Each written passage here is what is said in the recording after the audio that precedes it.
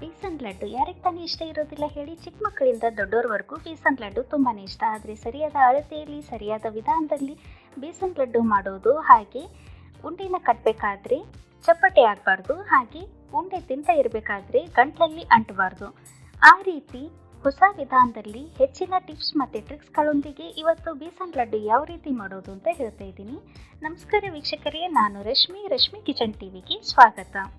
ಮೊದಲಿಗೆ ನಾನಿಲ್ಲಿ 1 ಕಪ್ನಷ್ಟು ಕಡಲೆ ಹಿಟ್ಟನ್ನು ಜಡಿ ಹಿಡ್ಕೊಳ್ತಾ ಇದ್ದೀನಿ. ಏನಾದರೂ ಇಂಪ್ಯೂರಿಟೀಸ್ ಇದ್ದರೆ ಹೊರಟೋಗುತ್ತೆ. ಯಾವುದಾದ್ರೂ ಕಡಲೆ ಹಿಟ್ಟನ್ನು ಬಳಸ್ಬೋದು, ಮಾರ್ಕೆಟಿಂದ ತಂದಿರೋದಾದರೂ ಬಳಸ್ಬೋದು, ಅಥವಾ ಮನೆಯಲ್ಲಿ ಕಡಲೆಬೇಳೆನ ಗೇಣಿಯಲ್ಲಿ ಹಾಕಿಬಿಟ್ಟು ಹಿಟ್ಟು ಮಾಡಿಸ್ಕೊಂಡು ಬಂದಿರೋದಾದರೂ ಬಳಸ್ಬೋದು. ಇದಕ್ಕೆ ಇವಾಗ 2 ಚಮಚದಷ್ಟು ತುಪ್ಪ ಮತ್ತು 2 ಚಮಚದಷ್ಟು ಹಾಲನ್ನು ಹಾಕ್ತಾ ಇದ್ದೀನಿ. ಹಾಲು ಮತ್ತು ತುಪ್ಪನ ಹಾಕಿಬಿಟ್ಟು ಹಿಟ್ಟನ್ನು ಚೆನ್ನಾಗಿ ಮಿಕ್ಸ್ ಮಾಡಬೇಕು. ಜಾಸ್ತಿ ಹಾಲು ಮತ್ತು ತುಪ್ಪನ ಹಾಕೋದಕ್ಕೆ ಹೋಗಬೇಡಿ. ಹಿಟ್ಟು ಸ್ವಲ್ಪ ಫೈನ್ ಆಗಿರೋದ್ರಿಂದ ಅದನ್ನು ಸ್ವಲ್ಪ ರವೆ ರೀತಿ, ಅಂದರೆ ಸ್ವಲ್ಪ ದಾಣಿಯಾಗಿ ಬರಲಿ ಅಂತ ಈ ಪ್ರಾಸೆಸ್ನ ಫಾಲೋ ಮಾಡ್ತಾ ಇರೋದು. ಈ ಸ್ಟೆಪ್ಪನ್ನು ಫಾಲೋ ಮಾಡಿದರೆ ಬೇಸನ್ ಲಡ್ಡು ತುಂಬಾ ಉದುರುದ್ರಾಗಿ, ಅಂದರೆ ದಾಣಿಯಾಗಿ ಬರುತ್ತೆ. ತಿನ್ನಬೇಕಾದ್ರೆ ಬಾಯಲ್ಲಿ ಅಂಟೋದಿಲ್ಲ. ಇವಾಗ ಈ ಹಿಟ್ಟನ್ನು 15 ನಿಮಿಷ ರೆಸ್ಟಲ್ಲಿ ಬಿಡಬೇಕು. ಯಾಕಂದರೆ ಹಾಲು ಮತ್ತು ತುಪ್ಪ ಚೆನ್ನಾಗಿ ಹಿಟ್ಟಿನಲ್ಲಿ ಹೀರ್ಕೊಳ್ಬೇಕು. 1 ಕಪ್ನಷ್ಟು ಕಡಲೆ ಹಿಟ್ಟಿಗೆ 3/4 ಕಪ್ನಷ್ಟು ಸಕ್ಕರೆಯನ್ನು ಮಿಕ್ಸಿಯಲ್ಲಿ ಗ್ರೈಂಡ್ ಮಾಡ್ಕೊಳ್ತಾ ಇದ್ದೀನಿ. ಮೀಡಿಯಮ್ ಸಿಹಿ ಇಷ್ಟಪಡೋರಿಗೆ 3/4 ಕಪ್ನಷ್ಟು ಸಕ್ಕರೆ ಸಾಕಾಗುತ್ತೆ. ಸಿಹಿ ಸ್ವಲ್ಪ ಜಾಸ್ತಿ ಇಷ್ಟಪಡೋರು 1 ಕಪ್ನಷ್ಟು ಕಡಲೆ ಹಿಟ್ಟಿಗೆ 1 ಕಪ್ನಷ್ಟು ಸಹ ಸಕ್ಕರೆನ ಬಳಸ್ಬೋದು. ಸಕ್ಕರೆನ ಚೆನ್ನಾಗಿ ಪೌಡ್ರ್ ಮಾಡ್ಕೊಂಡಿದ್ದಾಗಿದೆ. ಇವಾಗ 15 ನಿಮಿಷದ ನಂತರ ಹಿಟ್ಟು ಸಹ ಚೆನ್ನಾಗಿ ತುಪ್ಪ ಮತ್ತು ಹಾಲನ್ನು ಹಿಡ್ಕೊಂಡಿದೆ. ಇದನ್ನು ಒಂದ್ಸಲ ಜರಡಿ ಹಿಡ್ಕೊಳ್ಬೇಕು. ಯಾಕಂದರೆ ಅಲ್ಲಲ್ಲಿ ಸ್ವಲ್ಪ ಗಟ್ಟಿ ಇರೋ ಹಿಟ್ಟು ಚೆನ್ನಾಗಿ ಪೌಡ್ರಾಗಿ ಬರುತ್ತೆ. ಅಂದರೆ ಹಿಟ್ಟನ್ನು ಒಂದೇ ಸಮನಾಗಿ ಮಾಡ್ಕೊಳ್ಬೇಕು, ಗಂಟುಗಳು ಇರಬಾರ್ದು ಹಿಟ್ಟಿನಲ್ಲಿ. ಅಂದರೆ ಹಿಟ್ಟು ತುಂಬಾ ಫೈನಾಗಿ ಹಗುರವಾಗಿ ಬರುತ್ತೆ. ಈ ರೀತಿ ಜರಡಿ ಹಿಡಿಯೋದ್ರಿಂದ ಅಲ್ಲಲ್ಲಿ ಗಂಟುಗಳು ಒಡೆಯೋದಿಲ್ಲ. ಈ ರೀತಿ ಕೈಯಿಂದ ಉಜ್ಜುತ್ತಾ ಜರಡಿ ಹಿಡ್ಕೊಳ್ಬೇಕಾಗತ್ತೆ. ಕೆಲವೊಂದು ಸಲ ಏನಾಗುತ್ತೆ, ಕಡಲೆ ಹಿಟ್ಟಿಗೆ ಎಷ್ಟೇ ತುಪ್ಪ ಹಾಕಿಬಿಟ್ಟು ಸಣ್ಣ ಉರಿಯಲ್ಲಿ ನಿಧಾನವಾಗಿ ಹುರಿದ್ರೂ ಸಹ ಬೇಸನ್ ಲಡ್ಡು ತಿನ್ನಬೇಕಾದ್ರೆ ಬಾಯಲ್ಲಿ ಅಂಟುತ್ತೆ. ಒಂದ್ಸಲ ಈ ವಿಧಾನದಲ್ಲಿ ಟ್ರೈ ಮಾಡಿ ನೋಡಿ. ಖಂಡಿತವಾಗ್ಲೂ ಬೇಸನ್ ಲಡ್ಡು ತಿನ್ನಬೇಕಾದ್ರೆ ಸ್ವಲ್ಪನೂ ಸಹ ಬಾಯಲ್ಲಿ ಅಂಟೋದಿಲ್ಲ, ಚೆನ್ನಾಗಿ ದಾಣಿಯಾಗಿ ಬರುತ್ತೆ. ಇವಾಗ ಹಿಟ್ಟು ಜರಡಿ ಹಿಡ್ಕೊಂಡಿದ್ದಾಗಿದೆ, ಚೆನ್ನಾಗಿ ಸಾಫ್ಟಾಗಿ ದಾಣಿಯಾಗಿ ಬಂದಿದೆ ಹಿಟ್ಟು ಸಹ. ಈ ಕಡಲೆ ಹಿಟ್ಟಿಗೆ ಹಾಲು ಮತ್ತು ತುಪ್ಪನ ಹಾಕಿಬಿಟ್ಟು ಏನು ಹಿಟ್ಟು ಉಜ್ಜಿಬಿಟ್ಟು ದಾಣಿಯಾಗಿ ಬರಲಿ ಅಂತ ಮಾಡಿದ್ವಲ್ಲ, ಇದನ್ನು ಶಾರ್ಟ್ನಿಂಗ್ ಅಂತ ಅಂತಾರೆ. ಇವಾಗ ಒಂದು ದಪ್ಪ ಮತ್ತು ಅಗಲವಾದ ಪಾತ್ರೆಯನ್ನು ಇಟ್ಬಿಟ್ಟು ಇದಕ್ಕೆ 4 ಚಮಚದಷ್ಟು ತುಪ್ಪನ ಹಾಕ್ತಾ ಇದ್ದೀನಿ. ಒಮ್ಮೆಲ್ಗೆ ಜಾಸ್ತಿ ತುಪ್ಪ ಹಾಕೋದಕ್ಕೆ ಹೋಗಬೇಡಿ, ಸ್ವಲ್ಪನೇ ಹಾಕಬೇಕು. ಇಲ್ಲಿ ನಾನು 1 ಕಪ್ನಷ್ಟು ಕಡಲೆ ಹಿಟ್ಟಿಗೆ 1/4 ಕಪ್ನಷ್ಟು ತುಪ್ಪನ ಬಳಸಿರೋದು. ಮೊದಲಿಗೆ 2 ಚಮಚದಷ್ಟು ಹಿಟ್ಟಿನಲ್ಲಿ ಹಾಕಿದ್ದೆ. ಇವಾಗ 4 ಚಮಚದಷ್ಟು ತುಪ್ಪನ ಹಾಕಿಬಿಟ್ಟು ತುಪ್ಪ ಚೆನ್ನಾಗಿ ಕರಗಿದ ನಂತರ ಹಿಟ್ಟನ್ನು ಏನು ಹಾಲು ಮತ್ತು ತುಪ್ಪದಲ್ಲಿ ಕಲಿಸ್ಬಿಟ್ಟು ಜಡಿ ಹಿಡ್ಕೊಂಡಿದ್ವಲ್ಲ ಅದನ್ನು ಹಾಕಿ ಸಣ್ಣ ಉರಿಯಲ್ಲಿ ಹಿಟ್ಟನ್ನು ಹುರಿಬೇಕು. ಯಾವುದೇ ಕಾರಣಕ್ಕೂ ಉರಿನ ಮೀಡಿಯಮ್ ಅಥವಾ ಹೈ ಫ್ಲೇಮಲ್ಲಿ ಇಡೋದಕ್ಕೆ ಹೋಗಬೇಡಿ. ಕಂಪ್ಲೀಟ್ ಹಿಟ್ಟು ಹುರಿಯೋವರೆಗೂ ಸಣ್ಣ ಉರಿಯಲ್ಲಿ ಇಟ್ಬಿಟ್ಟು ಹಿಟ್ಟನ್ನು ಹುರಿಬೇಕು. ಸ್ವಲ್ಪ ಜಾಸ್ತಿ ಟೈಮ್ ತಗೊಳ್ಳುತ್ತೆ, ಆದರೂ ಸಹ ಎಲ್ಲೂ ಪೇಷನ್ಸ್ ಕಳ್ಕೊಳ್ದೇನೆ ಹಿಟ್ಟನ್ನು ಸಣ್ಣ ಉರಿಯಲ್ಲಿ ಹುರ್ಕೊಳ್ಬೇಕು. ಇಲ್ಲಿ ನಾನು ಹಿಟ್ಟು ಹುರಿಯೋದಕ್ಕೆ ಎಷ್ಟು ಟೈಮ್ ತೊಗೊಳ್ತು ಅಂತ ಎಕ್ಸಾಕ್ಟಾಗಿ ಹೇಳೋದಕ್ಕೆ ಹೋಗೋದಿಲ್ಲ. ಯಾಕಂದರೆ ನಾವು ತೊಗೊಂಡಿರೋ ಹಿಟ್ಟು ಮೇಲೆ ಡಿಪೆಂಡ್ ಆಗುತ್ತೆ. ಕಡಿಮೆ ಪ್ರಮಾಣದಲ್ಲಿ ಹಿಟ್ಟನ್ನು ತೊಗೊಂಡಿದ್ರೆ ಬೇಗನೆ ಹಿಟ್ಟನ್ನು ಹುರಿಬೋದು. ಸ್ವಲ್ಪ ಜಾಸ್ತಿ ತೊಗೊಂಡಿದ್ರೆ ಹಿಟ್ಟನ್ನು ಸ್ವಲ್ಪ ಜಾಸ್ತಿ ಟೈಮನ್ನೇ ತೊಗೊಳುತ್ತೆ. ಇದನ್ನು ಎಲ್ಲೂ ಸಹ ಗಂಟಾಗೋದಿಲ್ಲ. ಯಾವುದೇ ರೀತಿ ಭಯಪಡೋ ಅವಶ್ಯಕತೆ ಇಲ್ಲ. ಏನಾದರೂ ಸ್ವಲ್ಪ ನಿಮಗೆ ಗಂಟಂತ ಅನ್ನಿಸ್ತಾ ಇದ್ದರೆ ಈ ರೀತಿ ಸ್ಪೂನನ್ನು ಪ್ರೆಸ್ ಮಾಡಿಬಿಟ್ಟು ಹಿಟ್ಟನ್ನು ಹುರ್ಕೊಳ್ಬೋದು. ಒಂದೇ ಸಲಕ್ಕೆ ಯಾಕೆ ಜಾಸ್ತಿ ತುಪ್ಪನ ಹಾಕಬಾರ್ದು ಅಂದರೆ, ಹುರಿತಾ ಇರಬೇಕಾದ್ರೆ ಹಿಟ್ಟು ಸ್ವಲ್ಪ ತುಪ್ಪನ ರಿಲೀಸ್ ಮಾಡುತ್ತೆ, ಹಾಕಿರೋ ತುಪ್ಪನ. ಅದಕ್ಕೆ ಸ್ಟೆಪ್ ಬೈ ಸ್ಟೆಪ್, ಅಂದರೆ ಬ್ಯಾಚ್ ವೈಸಲ್ಲಿ ತುಪ್ಪನ ಹಾಕಬೇಕು. ಹಾಕಿ ಹಿಟ್ಟು ಸಹ ಚೆನ್ನಾಗಿ ಹುರಿದ್ಬಿಟ್ಟು ಬರುತ್ತೆ. ಒಂದೇ ಸಲಕ್ಕೆ ತುಪ್ಪನ ಹಾಕಿಬಿಟ್ಟು ಹುರಿಯೋದ್ರಿಂದ ಹಿಟ್ಟು ಸರಿಯಾಗಿ ಹುರಿಯೋದಕ್ಕೂ ಸಹ ಆಗೋದಿಲ್ಲ. ಇವಾಗ ಹುರಿತಾ ಸ್ವಲ್ಪ ಉದುರುದ್ರಾಗಿ ಬಂದಿದೆ ಹಿಟ್ಟು. ಸುಮಾರು ಜನ ಹೇಳೋದನ್ನು ಕೇಳಿರ್ಬೋದು, ಮನೇಲಿ ಮಾಡಿರೋ ಹಿಟ್ಟು ಅಂದರೆ ಕಡಲೆಬೇಳೆನ ಗೇಣಿಯಲ್ಲಿ ಹಾಕಿಬಿಟ್ಟು ಬೀಸಿರೋ ಹಿಟ್ಟಿಂದ ಬೇಸನ್ ಲಡ್ಡು ತುಂಬಾ ಚೆನ್ನಾಗಿ ಬರುತ್ತೆ, ಮಾರ್ಕೆಟಿಂದ ತಂದಿರೋ ಹಿಟ್ಟಿಂದ ಚೆನ್ನಾಗಿ ಬರೋದಿಲ್ಲ ಅಂತ. ಹಾಗೇನಿಲ್ಲ, ಯಾವುದೇ ಥರದ ಹಿಟ್ಟನ್ನು ಬಳಸ್ಬಿಟ್ಟು ಸಹ ಬೇಸನ್ ಲಡ್ಡುನ ಚೆನ್ನಾಗಿ ಮಾಡ್ಕೊಳ್ಬೋದು. ಇವಾಗ ಸ್ವಲ್ಪ ಹಿಟ್ಟು ಉದುರುದ್ರಾಗಿತ್ತಲ್ಲಿ ಈ ಸ್ಟೇಜ್ನಲ್ಲಿ 1 ಚಮಚದಷ್ಟು ತುಪ್ಪನ ಹಾಕಿಬಿಟ್ಟು ಮತ್ತೆ ಹಿಟ್ಟನ್ನು ಹುರ್ಕೊಳ್ಬೇಕು. ಯಾವುದೇ ಹಿಟ್ಟಿದ್ರೂ ಸಹ ಸ್ವಲ್ಪ ಕಡಲೆ ಹಿಟ್ಟಿಗೆ ಹಾಲು ಮತ್ತು ತುಪ್ಪನ ಹಾಕಿಬಿಟ್ಟು ಏನು ಶಾರ್ಟ್ನಿಂಗ್ ಅಂತ ಮಾಡಿದ್ವಲ್ಲ ಹಿಟ್ಟಿಗೆ, ಅದನ್ನು ಮಾಡಿದರೆ ಬೇಸನ್ ಲಡ್ಡು ತುಂಬಾ ಚೆನ್ನಾಗಿ ಬರುತ್ತೆ. ಸ್ವಲ್ಪನೂ ಸಹ ಬಾಯಲ್ಲಿ ಅಂಟೋದಿಲ್ಲ. ಹಾಗೆ ಶೇಪು ಸಹ ಚೆನ್ನಾಗಿ ಹೋಲ್ಡ್ ಆಗುತ್ತೆ. ಅಂದರೆ ಕಟ್ಟಿದರೆ ತುಂಬಾ ಲೂಸಾಗೂ ಆಗೋದಿಲ್ಲ, ಹಾಗೆ ತುಂಬಾ ಗಟ್ಟಿಯಾಗಿ ಬರೋದಿಲ್ಲ. ಮೊದಲಿಗೆ ಹಿಟ್ಟು ಸ್ವಲ್ಪ ಉದುರುದ್ರ ಇತ್ತು. ಇವಾಗ 1 ಚಮಚದಷ್ಟು ತುಪ್ಪನ ಹಾಕಿಬಿಟ್ಟು ಹಿಟ್ಟನ್ನು ಹುರಿದ ನಂತರ ಇವಾಗ ಸ್ವಲ್ಪ ತುಪ್ಪನ ರಿಲೀಸ್ ಮಾಡ್ತಾ ಇದೆ. ಅಂದರೆ ಮಾಯ್ಶ್ಚರ್ ರಿಲೀಸ್ ಆಗಿ ಹಿಟ್ಟು ಸ್ವಲ್ಪ ತಿಳಿಯಾಗಿ ಬರ್ತಾ ಇದೆ. ಇದನ್ನು ಚೆನ್ನಾಗಿ ಈ ರೀತಿ ಪ್ರೆಸ್ ಮಾಡಿ ಸ್ಪೂನಿಂದ ಚೆನ್ನಾಗಿ ಹಿಟ್ಟನ್ನು ಹುರ್ಕೊಳ್ಬೇಕು. ಬೇಸನ್ ಲಡ್ಡು ಮಾಡೋದು ಕಷ್ಟದ ಕೆಲಸ ಏನಲ್ಲ. ಕಡಲೆ ಹಿಟ್ಟನ್ನು ಹುರಿಬೇಕಾದ್ರೆ ತಾಳ್ಮೆ ಮತ್ತು ಶ್ರಮ ಇರಬೇಕು. ಆ ನಂತರದೆಲ್ಲ ಸುಲಭದ ಕೆಲಸನೇ. ಮನೆಯಲ್ಲಿ ಜಾಸ್ತಿ ಜನ ಇದ್ದರೆ ಉಂಡೆ ಕಟ್ಟಬೇಕಾದ್ರೆ ಬೇರೆಯವ್ರ ಹೆಲ್ಪನ್ನು ತಗೊಳ್ಬೋದು. ಇಲ್ಲಾಂದರೆ ಒಬ್ಬರೇ ಇದ್ದರೂ ಸಹ ಟಿ ವಿ ನೋಡ್ತಾ ಆರಾಮಾಗಿ ಕೂತ್ಬಿಟ್ಟು ಉಂಡೆನ ಕಟ್ಕೊಳ್ಬೋದು. ಇವಾಗ ಹಿಟ್ಟು ಚೆನ್ನಾಗಿ ಹುರಿತಾ ಇದೆ. ಇದಕ್ಕೆ ಇವಾಗ 1 ಚಮಚದಷ್ಟು ತುಪ್ಪನ ಹಾಕಿಬಿಟ್ಟು ಒಂದ್ಸಲ ಚೆನ್ನಾಗಿ ಮಿಕ್ಸ್ ಮಾಡಬೇಕು. ಲಾಸ್ಟ್ ಸ್ಟೇಜ್ನಲ್ಲಿದೆ. ಹಿಟ್ಟು ಹುರಿದಿದೆ ಇಲ್ಲ ಅಂತ ಯಾವಾಗ ಗೊತ್ತಾಗುತ್ತೆ ಅಂದರೆ ಈ ರೀತಿ ಮಿಕ್ಸ್ ಮಾಡಿದಾಗ ಅಲ್ಲಲ್ಲಿ ಸ್ವಲ್ಪ ಜಾಲಿಯಾಗಿ ಅಂದರೆ ನೊರೆಯಾಗಿ ಕಾಣ್ತಾ ಇದೆ. ಈ ರೀತಿ ಆದರೆ ಹಿಟ್ಟು ಚೆನ್ನಾಗಿ ಹುರಿದಿದೆ ಅಂತ. ಈ ಸ್ಟೇಜ್ನಲ್ಲಿ 2 ಚಮಚದಷ್ಟು ನೀರನ್ನು ಹಾಕಬೇಕು. ಈ ರೀತಿ ನೀರನ್ನು ಹಾಕೋದ್ರಿಂದ ಬೇಸನ್ ಲಡ್ಡು ತುಂಬಾ ದಾಣಿಯಾಗಿ ಬರುತ್ತೆ. ಸಾಫ್ಟಾಗಿ ಅಂದರೆ ತಿನ್ನಬೇಕಾದ್ರೆ ಬಾಯಲ್ಲಿ ಅಂಟೋದಿಲ್ಲ, ತುಂಬಾ ಚೆನ್ನಾಗಿ ಬರುತ್ತೆ.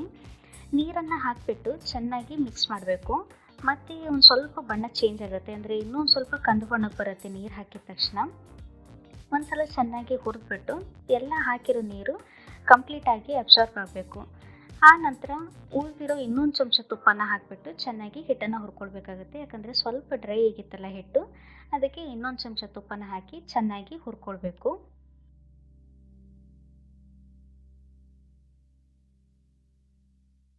ಹಿಟ್ಟನ್ನು ಚೆನ್ನಾಗಿ ಹುರಿದಿದ್ದಾಗಿದೆ. ಇವಾಗ ಒಲೆನ ಆಫ್ ಮಾಡ್ತಾ ಇದ್ದೀನಿ. ಒಲೆನ ಆಫ್ ಮಾಡಿದ ತಕ್ಷಣ ಇನ್ನೊಂದು 2 ನಿಮಿಷ ಹಿಟ್ಟನ್ನು ಹಾಗೆ ಹುರಿತಾ ಇರಬೇಕಾಗುತ್ತೆ. ಯಾಕಂದರೆ ಕಡಲೆ ಹಿಟ್ಟು ಮತ್ತು ತುಪ್ಪ ಇರೋದ್ರಿಂದ ಜಾಸ್ತಿ ಬಿಸಿ ಹಿಡಿದಿಟ್ಕೊಂಡಿರುತ್ತೆ ಮತ್ತು ಪಾತ್ರೆನೂ ಸಹ ದಪ್ಪದಿರೋದ್ರಿಂದ ಕೆಳಗಡೆ ಸೀದು ಹೋಗಬಾರ್ದು ಅಂತ ಹೇಳಿ ಇನ್ನೊಂದು 2 ನಿಮಿಷ ಹಿಟ್ಟನ್ನು ಹುರಿಬೇಕು. ಇವಾಗ 1 ಚಮಚದಷ್ಟು ತುಪ್ಪನ ಹಾಕ್ತಾ ಇದ್ದೀನಿ. ಯಾಕಂದರೆ ಉಂಡೆ ಕಟ್ಟಬೇಕಾದ್ರೆ ಮೇಲ್ಗಡೆ ಎಕ್ಸ್ಟ್ರಾ ತುಪ್ಪ ಹಾಕ್ಕೊಳ್ಬಾರ್ದು ಅಂತ ಹೇಳಿ ಈ ಸ್ಟೇಜ್ನಲ್ಲಿ ಹಿಟ್ಟಿನ ಕನ್ಸಿಸ್ಟೆನ್ಸಿಯನ್ನು ಅಡ್ಜಸ್ಟ್ ಮಾಡ್ಕೊಂಡು ಬಿಡಬೇಕು. 1 ಚಮಚದಷ್ಟು ತುಪ್ಪನ ಹಾಕಿಬಿಟ್ಟು ಚೆನ್ನಾಗಿ ಹಿಟ್ಟನ್ನು ಮಿಕ್ಸ್ ಮಾಡ್ಕೊಂಡಿದ ನಂತರ ಹಿಟ್ಟು ಚೆನ್ನಾಗಿ ಉಂಡೆ ಕಟ್ಟೋ ಹದದಲ್ಲಿ ಬಂದಿರುತ್ತೆ. ಇವಾಗ ಒಂದು ಪ್ಲೇಟಿಗೆ ಹಿಟ್ಟನ್ನು ತೆಗಿತಾ ಇದ್ದೀನಿ. ಹಾಗೆ ಪಾತ್ರೆಯಲ್ಲಿ ಬಿಡೋದ್ರಿಂದ ತಳ ಸೀದು ಹೋಗುತ್ತೆ. ಹುರಿದಿರೋ ಹಿಟ್ಟನ್ನು ಪಾತ್ರೆಯಿಂದ ಒಂದು ಪ್ಲೇಟಿಗೆ ಹಾಕಿಬಿಟ್ಟು ಚೆನ್ನಾಗಿ ತೆಳುವಾಗಿ ಹರಡಬೇಕು. ಹಿಟ್ಟು ಬೇಗನೆ ತಣ್ಣಗಾಗಿಬಿಡುತ್ತೆ. ಇವಾಗ ತಕ್ಷಣಕ್ಕೆ ಸಕ್ಕರೆ ಪುಡಿನ ಹಿಟ್ಟಿಗೆ ಹಾಕೋದಕ್ಕೆ ಹೋಗಬಾರ್ದು, ಇಲ್ಲಾಂದರೆ ಸಕ್ಕರೆ ಪುಡಿ ಮೆಲ್ಟ್ ಆಗಿಬಿಡುತ್ತೆ. ಸ್ವಲ್ಪ ಬಿಸಿ ಇದ್ದಾಗಲೂ ಸಹ ಹಾಕಬಾರ್ದು, ಇಲ್ಲಾಂದರೆ ಸಕ್ಕರೆ ಪುಡಿ ಗಂಟುಗಳಾಗುತ್ತೆ. ಕಂಪ್ಲೀಟಾಗಿ ಹಿಟ್ಟು ತಣಿಬೇಕು. ಆ ನಂತರನೇ ಸಕ್ಕರೆ ಪುಡಿನ ಹಿಟ್ಟಿಗೆ ಹಾಕಿಬಿಟ್ಟು ಚೆನ್ನಾಗಿ ಮಿಕ್ಸ್ ಮಾಡಿ ಉಂಡೆಗಳನ್ನ ಕಟ್ಟಬೇಕಾಗತ್ತೆ. ಮನೆಯಲ್ಲಿರೋ ಯಾವುದಾದ್ರೂ 1 ಕಪ್ಪನ್ನು ಮೆಷರ್ಮೆಂಟ್ಗೋಸ್ಕರ ಫಿಕ್ಸ್ ಮಾಡಿ ಇಟ್ಕೊಂಡು ಬಿಡಬೇಕು. ಎಲ್ಲ ಪದಾರ್ಥಗಳ ಅಳತೆಯನ್ನು ಸುಲಭವಾಗಿ ಮೆಷರ್ ಮಾಡಿ ತಗೊಳ್ಳೋದಕ್ಕೆ ಸಹಾಯ ಆಗುತ್ತೆ. ಇಲ್ಲಿ ನಾನು ಬಳಸಿರೋ 3 ಕಪ್ನಷ್ಟು ಸಕ್ಕರೆಯಲ್ಲಿ 1 ಕಪ್ ಮತ್ತು 1/4 ಕಪ್ನಷ್ಟು ಸಕ್ಕರೆ ಪುಡಿ ರೆಡಿಯಾಗಿದೆ. ಈ ಕಂಪ್ಲೀಟ್ ಸಕ್ಕರೆ ಪುಡಿಯನ್ನು ಲಡ್ಡು ಮಾಡೋದಕ್ಕೆ ಬಳಸ್ತಾ ಇದ್ದೀನಿ. ಇವಾಗ ಹುರಿದಿರೋ ಕಡಲೆ ಹಿಟ್ಟು ತುಂಬಾ ಚೆನ್ನಾಗಿ ತಣ್ಣಗಾಗಿದೆ. ಪ್ಲೇಟಿನ ಕೆಳಭಾಗಕ್ಕೆ ಮುಟ್ಟಿ ನೋಡಿದರೆ ಪ್ಲೇಟ್ ಸಹ ತಣ್ಣಗಾಗಿರಬೇಕು. ಆಗ ಮಾತ್ರ ಸಕ್ಕರೆ ಪುಡಿನ ಹಾಕಿಬಿಟ್ಟು ಹಿಟ್ಟಿನಲ್ಲಿ ಚೆನ್ನಾಗಿ ಮಿಕ್ಸ್ ಮಾಡಿ ಉಂಡೆನ ಕಟ್ಕೊಳ್ಬೋದು. ಒಂದೇ ಸಲಕ್ಕೆ ಎಲ್ಲ ಸಕ್ಕರೆ ಪುಡಿನ ಹಾಕಿಬಿಟ್ಟು ಹಿಟ್ಟನ್ನು ಕಲಿಸೋದಕ್ಕೆ ಹೋಗಬೇಡಿ. ಸ್ವಲ್ಪ ಸಕ್ಕರೆ ಪುಡಿನ ಹಾಕಿಬಿಟ್ಟು ಹಿಟ್ಟನ್ನು ಕಲಿಸ್ಕೊಳ್ಬೇಕು. ಒಂದೇ ಸಲಕ್ಕೆ ಕಂಪ್ಲೀಟಾಗಿ ಸಕ್ಕರೆ ಪುಡಿನ ಹಾಕಿಬಿಟ್ಟು ಹಿಟ್ಟಿನಲ್ಲಿ ಮಿಕ್ಸ್ ಮಾಡೋದ್ರಿಂದ ಹಿಟ್ಟು ತುಂಬಾ ಡ್ರೈ ಆಗುತ್ತೆ. ಹಾಗೆ ಮಿಕ್ಸ್ ಮಾಡೋದಕ್ಕೂ ಸಹ ತುಂಬಾ ತೊಂದರೆ ಆಗುತ್ತೆ. ಹಾಗಾಗಿ ಸ್ವಲ್ಪ ಸಕ್ಕರೆ ಪುಡಿನ ಹಾಕಿಬಿಟ್ಟು ಹಿಟ್ಟನ್ನು ಮಿಕ್ಸ್ ಮಾಡ್ಕೊಳ್ಬೇಕು. ಮೊದಲಿಗೆ ಸ್ವಲ್ಪ ಹಿಟ್ಟು ಉದುರುದ್ರ ಅನ್ನಿಸ್ಬೋದು, ಆದರೆ ಕಲಿಸ್ತಾ ಸಕ್ಕರೆ ಪುಡಿ ಹಿಟ್ಟಿನೊಂದಿಗೆ ಚೆನ್ನಾಗಿ ಮಿಕ್ಸ್ ಆಗಿಬಿಟ್ಟು ಉಂಡೆ ಕಟ್ಟೋ ಹದಕ್ಕೆ ಬಂದುಬಿಡುತ್ತೆ. ಮತ್ತು ಇನ್ನೊಂದು ಬ್ಯಾಚ್ ಸಕ್ಕರೆನ ಹಾಕ್ತಾ ಇದ್ದೀನಿ. ಈ ಸಕ್ಕರೆ ಪುಡಿ ಬದಲು ಬೋರಾ ಸಕ್ಕರೆ ಅಂತ ಸಿಗುತ್ತೆ ಮಾರ್ಕೆಟ್ನಲ್ಲಿ, ಅದನ್ನು ಸಹ ಬಳಸ್ಬೋದು. ಆದರೆ ಬೋರಾ ಸಕ್ಕರೆ ಸಿಹಿ ಅಂಶ ಸ್ವಲ್ಪ ಕಡಿಮೆ ಇರೋದ್ರಿಂದ 2 ಚಮಚದಷ್ಟು ಸಕ್ಕರೆ ಪುಡಿನ ಹಾಕಿಬಿಟ್ಟು ಸ್ವಲ್ಪ ಬೋರಾ ಸಕ್ಕರೆನ ಹಾಕ್ಕೊಂಡು ಉಂಡೆನ ಕಟ್ಕೊಳ್ಬೋದು. ಇವಾಗ 2 ಏಲಕ್ಕಿನ ಸಣ್ಣದಾಗಿ ಕುಟ್ಟಿ ಪುಡಿ ಮಾಡಿರೋದನ್ನು ಹಾಕ್ತಾ ಇದ್ದೀನಿ. ಹಾಗೆ ಇನ್ನೊಂದು 1/4 ಕಪ್ನಷ್ಟು ಸಕ್ಕರೆ ಪುಡಿ ಇತ್ತಲ್ಲ ಅದನ್ನು ಹಾಕಿಬಿಟ್ಟು ಚೆನ್ನಾಗಿ ಮಿಕ್ಸ್ ಮಾಡ್ತಾ ಇದ್ದೀನಿ. ಸಕ್ಕರೆ ಪುಡಿನ ಹಾಕಿ ಈ ಏಲಕ್ಕಿ ಪುಡಿನ ಹಾಕಿಬಿಟ್ಟು ಹಿಟ್ಟನ್ನು ಚೆನ್ನಾಗಿ ಮಿಕ್ಸ್ ಮಾಡ್ಕೊಳ್ಬೇಕು. ಕೈಯಿಂದ ಚೆನ್ನಾಗಿ ಮಿಕ್ಸ್ ಮಾಡೋದ್ರಿಂದ ಉಂಡೆ ಕಟ್ಟೋದಕ್ಕೆ ಚೆನ್ನಾಗಿ ತುಪ್ಪ ರಿಲೀಸ್ ಆಗಿಬಿಟ್ಟು ಬರುತ್ತೆ.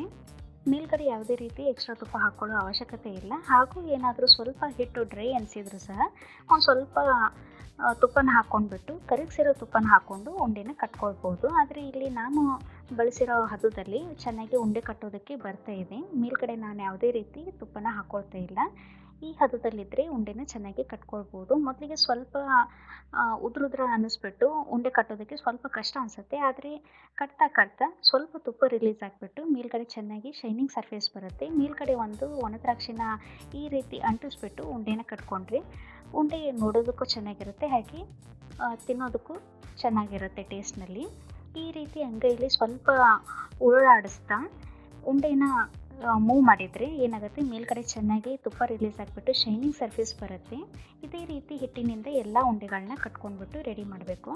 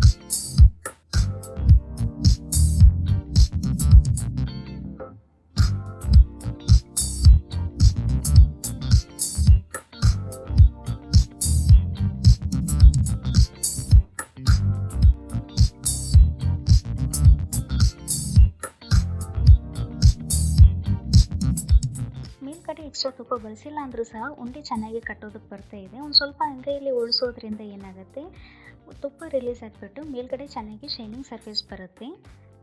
ಉಂಡೆಗಳನ್ನ ಚಿಕ್ಕದಾಗಿ ಅಥವಾ ದೊಡ್ಡದಾಗಿ ಅಥವಾ ಮೀಡಿಯಂ ಸೈಜ್ನಲ್ಲಿ ಯಾವ ಅಳತೆಯಲ್ಲಿ ಬೇಕೋ ಆ ಅಳತೆಯಲ್ಲಿ ಕಟ್ಕೊಳ್ಬೋದು. ಉಂಡೆಗಳನ್ನ ಕಟ್ಟಿದ ತಕ್ಷಣ ನೋಡ್ತಾ ಇರ್ಬೋದು, ಯಾವುದೇ ರೀತಿ ಚಪಾಟಿಯಾಗಿ ಬರ್ತಾ ಇಲ್ಲ, ಗುಂಡಾಕಾರವಾಗಿ ಬರ್ತಾ ಇವೆ. ಇವನ್ನು ನೀವು 15 ದಿವಸ ಅಥವಾ 1 ತಿಂಗಳವರೆಗೂ ಸ್ಟೋರ್ ಮಾಡ್ಕೊಂಡು ತಿನ್ಬೋದು. ಇವಾಗ ಒಂದು ಉಂಡೆನ ಒಡೆದ್ಬಿಟ್ಟು ತೋರಿಸ್ತಾ ಇದ್ದೀನಿ, ಎಷ್ಟು ಹಗುರವಾಗಿ ಸುಲಭವಾಗಿ ಉಂಡೆ ಬ್ರೇಕ್ ಆಗ್ತಾ ಇದೆ ಅಂತ. ಹಾಗೆ ಒಳಗಡೆ ಚೆನ್ನಾಗಿ ದಾಣಿಯಾಗಿ ಬಂದಿರುತ್ತೆ, ತಿನ್ನೋದಕ್ಕೂ ಸಹ ಸ್ವಲ್ಪನೂ ಸಹ ಗಂಟಲಲ್ಲಿ ಅಂಟೋದಿಲ್ಲ. ಈ ರೀತಿ ದಾಣಿಯಾಗಿ ಬೇಸನ್ ಲಡ್ಡು ಮಾಡಬೇಕು ಅಂದರೆ 2 ಸ್ಟೆಪ್ಪನ್ನು ಫಾಲೋ ಮಾಡಬೇಕು. ಮೊದಲನೇದು, ಕಡಲೆ ಹಿಟ್ಟಿನಲ್ಲಿ ತುಪ್ಪ ಮತ್ತು ಹಾಲನ್ನು ಹಾಕಿಬಿಟ್ಟು ಚೆನ್ನಾಗಿ ಮಿಕ್ಸ್ ಮಾಡಿ ಜಡಿ ಹಿಡ್ಕೊಳ್ಬೇಕು. 2ನೇ ಸ್ಟೆಪ್ ಬಂದುಬಿಟ್ಟು ಕಂಪ್ಲೀಟಾಗಿ ಕಡಲೆ ಹಿಟ್ಟು ಹುರಿದಾದ ನಂತರ 2 ಚಮಚದಷ್ಟು ನೀರನ್ನು ಹಾಕಿ ಹುರ್ಕೊಳ್ಬೇಕಾಗತ್ತೆ. ಈ ರೀತಿ ಮಾಡೋದ್ರಿಂದ ಬೇಸನ್ ಲಡ್ಡು ತುಂಬಾ ದಾಣಿಯಾಗಿ ಬರುತ್ತೆ. ಹಾಗೆ ತಿನ್ನಬೇಕಾದ್ರೆ ಬಾಯಲ್ಲಿ ಸ್ವಲ್ಪನೂ ಸಹ ಅಂಟೋದಿಲ್ಲ. ಈ ಹೊಸ ವಿಧಾನದಲ್ಲಿ ಒಂದ್ಸಲ ಬೇಸನ್ ಲಡ್ಡು ಮಾಡಿ ನೋಡಿ, ತುಂಬಾ ಇಷ್ಟ ಆಗುತ್ತೆ, ಹಾಗೆ ಪರ್ಫೆಕ್ಟಾಗಿ ಬರುತ್ತೆ. ಇವತ್ತಿನ ರೆಸಿಪಿ ನಿಮಗೆ ಇಷ್ಟ ಆಗಿದ್ದರೆ ಈ ವಿಡಿಯೋನ ಲೈಕ್, ಶೇರ್, ಕಾಮೆಂಟ್ ಹಾಗೂ ನನ್ನ ಚಾನಲ್ನ ಸಬ್ಸ್ಕ್ರೈಬ್ ಆಗೋದನ್ನು ಮರಿಬೇಡಿ. Thank you.